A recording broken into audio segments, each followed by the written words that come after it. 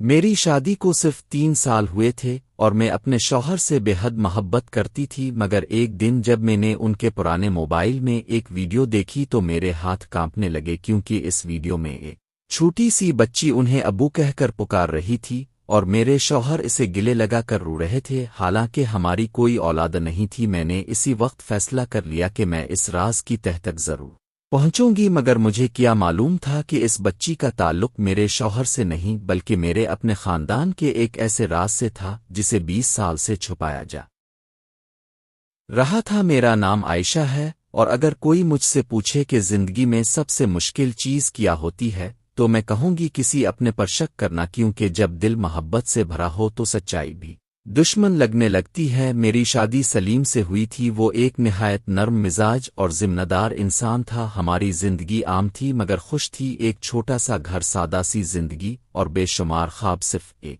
کمی تھی، ہماری کوئی اولاد نہیں تھی۔ ہم نے علاج بھی کروایا، دعائیں بھی کی، صبر بھی کیا، مگر قسمت شاید ابھی ہمارا امتحان لے رہی تھی۔ سلیم ہمیشہ مجھے تسلی دیتا اور کہتا اللہ جب دے گا بہترین وقت پر دے گا۔ میں اس کی بات سن کر مطمئن ہو جاتی۔ پھر ایک دن سب کچھ بدل گیا۔ سلیم دفتر گیا ہوا تھا، میں گھر کی صفائی کر رہی تھی۔ الماری کے اوپر رکھے پرانے ڈبوں میں سے ایک موبائل ملا، یہ سلیم کا پرانا فون تھا جو شاید کئی سالوں سے استعمال نہیں ہوا تھا۔ فضول تجسس میں نے اسے آن کر لیا، فون کھل گیا، میں تصویریں دیکھنے لگ۔ پھر اچانک ایک ویڈیو سامنے آ گئی، میں نے ویڈیو چلائی اور اگلے ہی لمحے میرا دل رک سا گیا۔ ویڈیو میں تقریباً 5 یا 6 سال کی ایک بچی تھی، وہ دوڑ کر سلیم کے پاس آئی اور زور سے بولی ابو۔ پھر اس نے سلیم کو گلے لگا لیا۔ سلیم کی آنکھوں میں آنسو تھے اور وہ اس بچی کو سینے سے لگائے ہوئے تھا۔ میرے ہاتھ کانپنے لگے۔ میں نے پوری ویڈیو دیکھی۔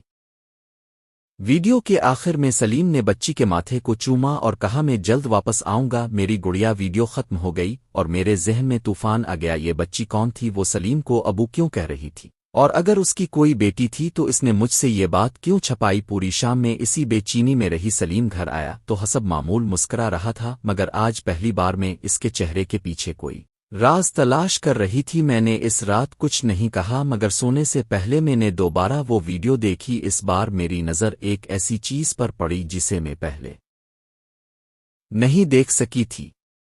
ویڈیو کے پیچھے دیوار پر ایک تصویر لگی ہوئی تھی، اور اس تصویر میں موجود عورت کو دیکھ کر میرے جسم کے رونگٹے کھڑے ہو گئے، کیونکہ وہ عورت کوئی اجنبی نہیں تھی، وہ میری اپنی مرحوم والدہ تھی۔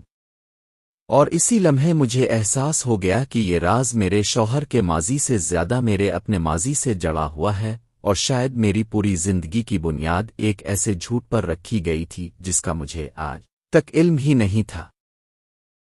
ویڈیو بند ہونے کے بعد بھی میں کافی دیر تک موبائل کو ہاتھ میں لیے بیٹھی رہی۔ میری نظریں اس سکرین پر جمی ہوئی تھیں، مگر میرا ذہن برسوں پیچھے جا چکا تھا، کیونکہ ویڈیو میں نظر آنے والی عورت واقعی میری والدہ تھی، اور اس بات میں کسی قسم کا شک نہیں تھا۔ میرے ہاتھ ٹھنڈے پڑ گئے۔ میں بار بار خود سے یہی سوال کر رہی تھی، اگر یہ میری والدہ تھی تو وہ بچی کون تھی، اور سلیم اس کے ساتھ کیا کر رہا تھا؟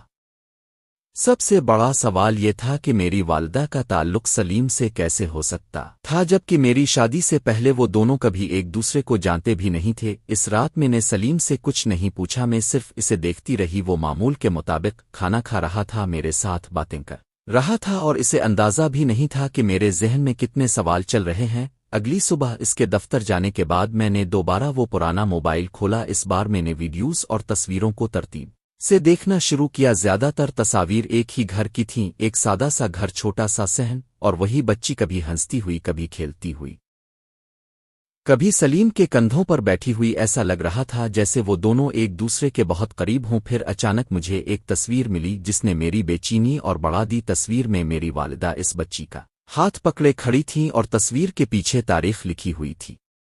میں نے تاریخ پڑھی اور میرے دل کی دھڑکن رک گئی، کیونکہ یہ تصویر اس وقت کی تھی جب میری والدہ کا انتقال ہو چکا تھا۔ میں نے تصویر دوبارہ دیکھی، پھر تاریخ دیکھی، پھر تصویر اور پھر تاریخ، مگر جواب وہی تھا۔ تاریخ واضح طور پر والدہ کے انتقال کے تقریباً 1 سال بعد کی تھی۔ میرے جسم میں سنسنی دوڑ گئی، یہ کیسے ممکن تھا؟ تو تاریخ غلط تھی، پھر اس تصویر کے پیچھے کوئی ایسا راز تھا جو میری پوری زندگی بدل سکتا تھا۔ اسی وقت میرے ذہن میں ایک اور خیال آیا، میں نے فوراً اپنے ماموں کو فون کیا، وہ میری والدہ کے بڑے بھائی تھے۔ میں نے عام انداز میں ان سے والدہ کے پرانے گھر کے بارے میں پوچھنا شروع کیا۔ کافی دیر بات کرنے کے بعد اچانک میں نے وہ تصویر ان کو بھیج دی۔ چند منٹ بعد ان کا فون آیا، ان کی آواز عجیب حد تک گھبرائی ہوئی تھی۔ وہ بولے، عائشہ یہ تصویر تمہیں کہاں سے ملی؟ میں نے کہا، پہلے اب یہ بتائیں اس میں کیا بات ہے؟ کچھ لمحے خاموشی رہی، پھر انہوں نے آہستہ سے کہا، یہ بات فون پر نہیں ہو سکتی، تم آج ہی میرے پاس آ جاؤ۔ ان کی آواز میں ایسا خوف تھا جو میں نے پہلے کبھی محسوس نہیں کیا تھا۔ میرا دل زور زور سے دھڑکنے لگا۔ شام تک میں ان کے گھر پہنچ گئی۔ وہ مجھے دیکھتے ہی خاموش ہو گئے۔ کافی دیر تک وہ کچھ نہ بولے، پھر انہوں نے گہرا سانس لیا اور کہا، عائشہ تم اپنی والدہ کی اکلوتی بیٹی نہیں تھیں۔ یہ سنتے ہی میرے ہاتھوں سے کب گر گیا، کیونکہ میری پوری زندگی میں مجھے یہی بتایا گیا تھا کہ میں اپنے والدین کی واحد اولاد ہوں، مگر ماموں کی آنکھوں میں آنسو تھے اور مجھے پہلی بار محسوس ہوا کہ وہ کوئی ایسی بات بتانے والے ہیں جس نے برسوں سے پورے خاندان کو خاموش رکھا ہوا تھا، اور شاید وہی بات اس بچی تک پہنچنے کی اصل کنجی تھی جسے سلیم ابو کہہ کر پکار رہی تھی۔ ماموں کی بات سن کر مجھے ایسا محسوس ہوا جیسے کمرے کی دیواریں میرے ارد گرد گھومنے لگی ہوں۔ میں کرسی پر بیٹھی تھی، مگر میرے قدموں سے جیسے زمین نکل چکی تھی، کیونکہ میری پوری زندگی میں مجھے یہی بتایا گیا تھا کہ میں اپنے والدین کی واحد اولاد ہوں۔ میں نے کانپتی ہوئی آواز میں پوچھا، اس کا کیا مطلب ہے؟ ماموں نے نظریں جھکا لیں، ان کے چہرے پر پچھتاوا صاف نظر آ رہا تھا۔ کافی دیر خاموش رہنے کے بعد وہ بولے، تمہاری ایک بڑی بہن تھی۔ میری سانس رک گئی، میں ان کا چہرہ دیکھتی رہ گئی۔ وہ بولے، تم سے تقریباً 10 سال بڑی، اور اس کا نام مہرین تھا۔ میرے ذہن میں جیسے ہزاروں سوال ایک ساتھ پیدا ہو گئے۔ اگر میری بہن تھی تو مجھے کبھی کیوں نہیں بتایا گیا؟ وہ کہاں گئی؟ اس کے ساتھ کیا ہوا؟ ماموں کی آنکھوں میں آنسو آ گئے۔ انہوں نے کہا، یہ ایک ایسا زخم تھا جسے تمہاری والدہ ساری زندگی بھلا نہ سکے۔ میں خاموش بیٹھی سنتی رہی۔ ماموں نے بتایا کہ مہرین بچپن سے بہت ذہین اور نرم دل لڑکی تھی، مگر جب وہ جوان ہوئی تو گھر میں کچھ ایسے حالات پیدا ہوئے جنہوں نے سب کچھ بدل دیا۔ میرے نانا ایک سخت مزاج انسان تھے، وہ اپنی عزت اور ضد کو ہر چیز سے زیادہ اہم سمجھتے تھے۔ مہرین نے ایک ایسے نوجوان کو پسند کر لیا جو مالی طور پر کمزور تھا، اور نانا نے اس رشتے سے صاف انکار کر دیا، مگر مہرین نے ضد نہیں کی۔ اس نے صرف اتنا کہا تھا کہ اسے وقت دیا جائے، لیکن حالات بگڑتے گئے۔ گھر میں جھگڑے ہونے لگے اور ایک دن مہرین گھر چھوڑ کر چلی گئی۔ اس کے بعد کئی سال تک اس کا کوئی پتہ نہیں چلا۔ میرے ہاتھ پسینے سے بھیگ گئے۔ میں نے بے چینی سے پوچھا، پھر کیا ہوا؟ ماموں نے گہری سانس لی اور کہا، 5 سال بعد اچانک خبر ملی کہ مہرین ایک چھوٹے سے شہر میں رہ رہی ہے اور اس کی ایک بیٹی بھی ہے۔ میرا دل زور سے دھڑکا۔ بیٹی کیا وہی بچی جسے میں ویڈیو میں دیکھ چکی تھی؟ ماموں نے سر ہلا دیا اور بولے، ہاں وہی بچی۔ میں خاموش رہ گئی۔ اب بہت سی باتیں جڑنے لگی تھیں، مگر ایک سوال ابھی بھی باقی تھا۔ میں نے فوراً پوچھا، پھر سلیم کہاں سے آیا؟ وہ اس بچی کو ابو کیوں کہہ رہی تھی؟ ماموں کے چہرے پر حیرت اور افسوس ایک ساتھ آ گیا۔ انہوں نے کہا، کیونکہ سلیم اس بچی کا حقیقی باپ نہیں تھا۔ یہ سن کر میں ایک بار پھر چونک گئی۔ ماموں نے کہا، مہرین کا شوہر ایک حادثے میں انتقال کر گیا تھا جب بچی صرف 2 سال کی تھی۔ مہرین اکیلی رہ گئی تھی، کوئی سہارا نہیں تھا، کوئی مددگار نہیں تھا۔ اسی دوران سلیم وہاں ایک فلاحی ادارے کے کام سے گیا۔ اس نے مہرین اور اس کی بیٹی کی مدد شروع کی۔ پھر وقت کے ساتھ وہ ان دونوں کے لیے ایک محافظ جیسا بن گیا۔ وہ بچی اسے ابو کہنے لگی، اور سلیم نے کبھی اسے منع نہیں کیا، کیونکہ وہ بچی باپ کی محبت سے محروم تھی۔ میری آنکھوں میں آنسو آ گئے، کیونکہ پہلی بار سلیم کے بارے میں میرا شک کم ہونے لگا تھا۔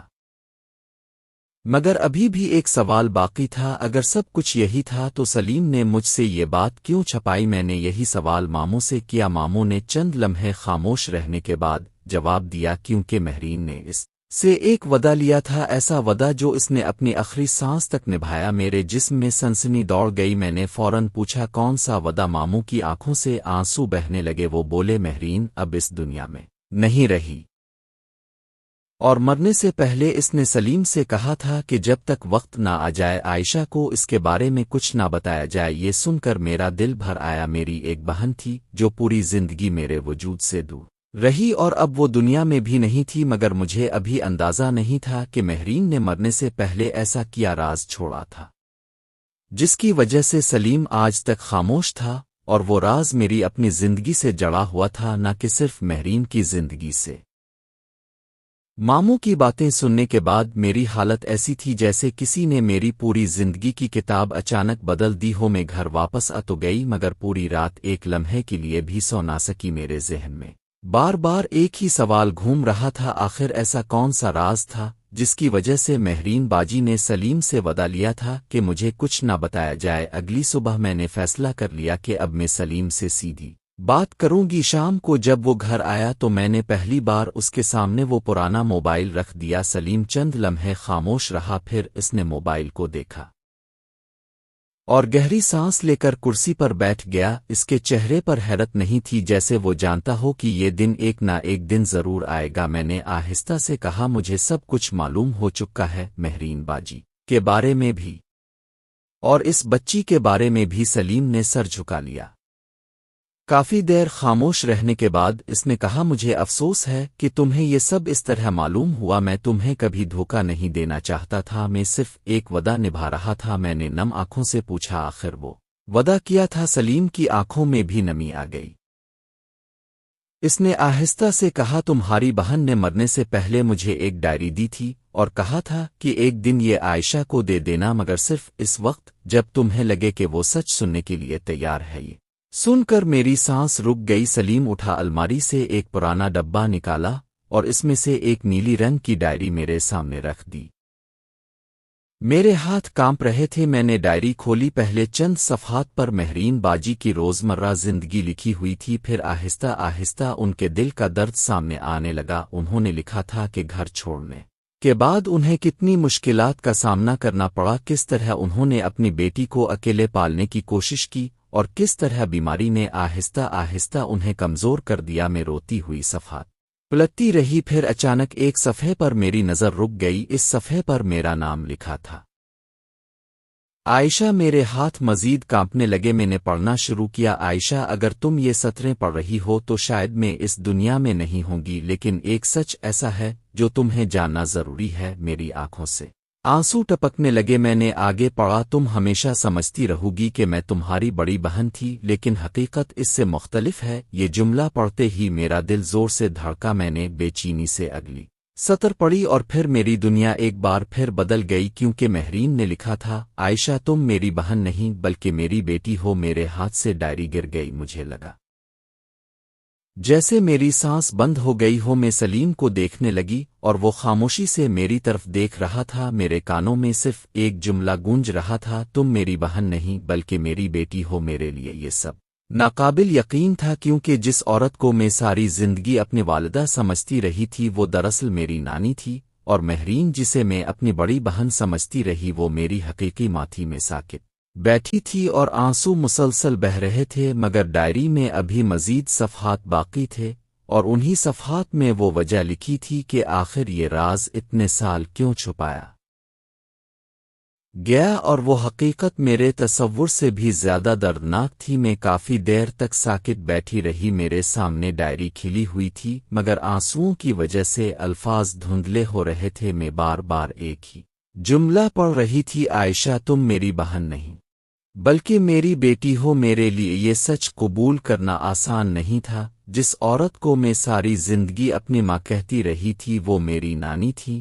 اور جسے میں اپنی بڑی بہن سمجھتی رہی وہ میری حقیقی ماں تھی۔ میرے دل میں عجیب سا درد اٹھ رہا تھا، مگر ساتھ ہی ایک سوال بھی تھا، آخر یہ راز اتنے سال کیوں چھپایا گیا؟ میں نے کانپتے ہاتھوں سے ڈائری دوبارہ اٹھائی اور اگلے صفحات پڑھنے لگی۔ مہرین نے لکھا تھا، عائشہ جب تم پیدا ہوئیں تو میری عمر بہت کم تھی۔ میں ایک ایسے انسان پر بھروسہ کر بیٹھی تھی جس نے زندگی بھر ساتھ دینے کا وعدہ کیا تھا، مگر جب اسے معلوم ہوا کہ میں ماں بننے والی ہوں تو وہ مجھے چھوڑ کر چلا گیا۔ میں اکیلی رہ گئی تھی۔ اس دور میں ہمارے خاندان کے لیے یہ بات بہت بڑا صدمہ تھی۔ میرے والد یعنی تمہارے نانا اس حقیقت کو برداشت نہیں کر سکے۔ وہ چاہتے تھے کہ تمہیں کسی یتیم خانے میں دے دیا جائے۔ یہ پڑھ کر میرے جسم میں سنسنی دوڑ گئی۔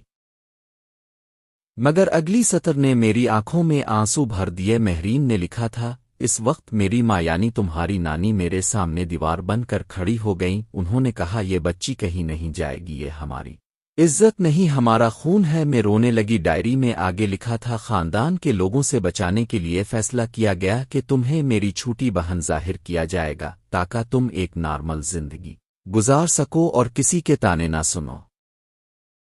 फिर महरीन ने लिखा, आयशा मैं तुम्हें सच बताना चाहती थी मगर हर बार डर जाती थी। मैं नहीं चाहती थी कि तुम्हारी दुनिया बखर जाए, इसलिए खामोश रही। मेरे आंसू डायरी के सफ़हात पर गिर रहे थे। फिर आखिरी सफ़हे पर महरीन ने एक और बात लिखी थी, अगर तुम ये पढ़ रही हो तो एक बात हमेशा याद रखना, तुम मेरी सबसे बड़ी खुशी थी, मेरी सबसे बड़ी दुआ थी और मेरी जिंदगी का वो हिस्सा थी जिस पर मुझे सबसे ज्यादा फख्र था। मैं जोर जोर से रोने लगी। सलीम खामोशी से मेरे पास बैठा रहा। इसने मेरा हाथ थाम लिया और पहली बार मुझे एहसास हुआ कि इसने ये राज मुझसे नफरत धोखे की वजह से नहीं बल्कि एक मरती हुई माँ के वादे की वजह से छुपाया था। चंद दिन बाद मैं नानी की कब्र पर गई। पहली बार मुझे एहसास हुआ कि उन्होंने मेरे लिए कितनी कुर्बानियां दी थीं। उन्होंने अपनी बेटी का दर्द अपने दिल में छुपा लिया और मुझे अपनी औलाद बनाकर पाला। दुनिया के सामने कभी सच जाहिर नहीं होने दिया ताकि मेरी जिंदगी आसान रहे। मैं कब्र के पास बैठी देर तक रोती रही। फिर मैं महरीन की कब्र पर गई और पहली बार उन्हें अपनी माँ कहकर पुकारा। वो लम्हा मेरी जिंदगी के सबसे दर्दनाक और खूबसूरत लम्हों में से एक था। कुछ हफ्तों बाद सलीम मुझे इस बच्ची से मिलाने ले गया जो वीडियो में नजर आई थी। वो अब काफी बड़ी हो चुकी थी। जैसे ही इसने मुझे देखा वो मुस्करा दी और बोली, अब आयशा खाला है न। मेरे आंसू निकल आए। मैंने इसे गले लगा लिया क्योंकि वो सिर्फ एक बच्ची नहीं थी, वो मेरी माँ की आखिरी निशानी थी। आज कई साल गुजर चुके हैं। मैं जब अपनी जिंदगी को देखती हूँ तो मुझे एहसास होता है कि बाज़ औक़ात हमारे बुजुर्ग जो फैसले करते हैं उन के पीछे मोहब्बत छपी होती है, अगरचे वो फैसले हमें बाद में समझ आते हैं। मैंने अपनी माँ को बहुत देर से पहचाना, मगर जब पहचाना तो ये जान लिया कि माँ सिर्फ वो नहीं होती जो जन्म दे, माँ वो भी होती है जो अपनी पूरी जिंदगी किसी बच्चे की खुशी के लिए कुर्बान कर दे। और मेरी जिंदगी की सबसे बड़ी दौलत यही है कि मुझे दो माँओं की मोहब्बत मिली। एक ने मुझे जन्म दिया और दूसरी ने मुझे दुनिया के हर दुख से बचा कर पाला। और यही मेरी जिंदगी का सबसे खूबसूरत सच है।